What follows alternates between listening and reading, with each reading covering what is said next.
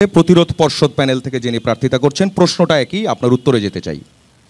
Hello, ধন্যবাদ যমুনা টেলিভিশনকে ধন্যবাদ। আমি কথা বাড়াচ্ছি না, শুরু একদম আমার পয়েন্টে চলে যাচ্ছি। দেখেন, আমার প্রথম কাজ থাকবে হচ্ছে শিক্ষার বাণিজ্যিকরণকে রুখে দেওয়ার জন্য ছাত্রদের মধ্যে কনসিয়াসনেস বিল্ড আপ করা।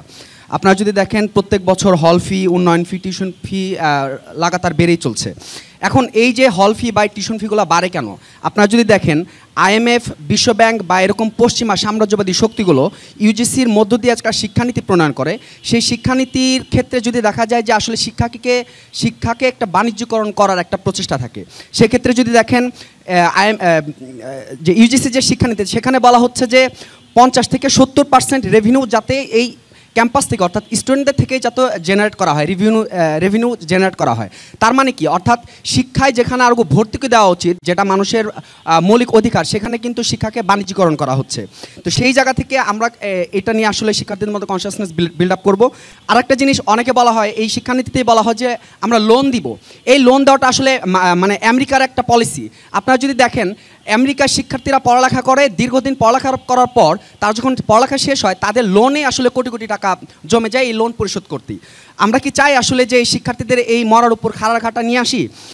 আরেকটা বিষয়, যে আমাদের যে ডাকসুর গঠনতন্ত্রে কিন্তু স্পষ্টত বলা আছে যে আসলে একজন আন্তর্জাতিক বিষয়ক পদে কেউ যদি প্রতিনিধিত্ব করে নির্বাচিত হয়, সে আসলে বাংলাদেশের সভারেন্টি, ইন্টারন্যাশনাল পিস, ফ্রেন্ডশিপ এগুলো বজায় রাখবে।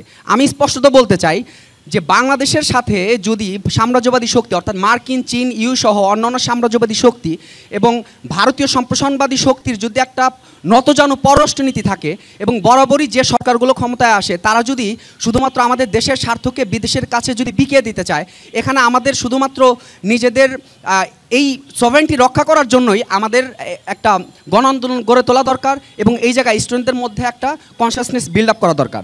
দেখেন, ফিলিস্তিনে কিন্তু গণহত্যা চলছে ইসরায়েলের জায়নবাদের মধ্যে দিয়ে, মার্কিন সাম্রাজ্যবাদী ব্যাক্টের মধ্য দিয়ে।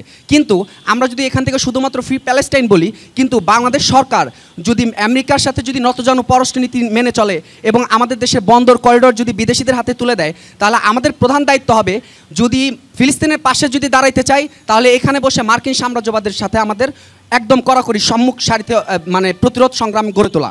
আপনারা যদি দেখেন, আমেরিকার স্টুডেন্টরা কিন্তু প্যালেস্টাইন সংগ্রাম নিয়ে যখন তারা সংহতি জানাচ্ছিল, তাদেরকে কিন্তু বিশ্ববিদ্যালয় থেকে বের করে দেওয়া হচ্ছিল। এছাড়াও আপনারা যদি দেখেন বৈদেশিক জায়গায় পরিসরে আমাদের প্রবাসী শ্রমিক, তারপরে যদি আমাদের অনেক মাইগ্রেন্টরা কিন্তু দেখা যায় যে সেখানে তাদেরকে কিন্তু বের করে দেওয়া হচ্ছে।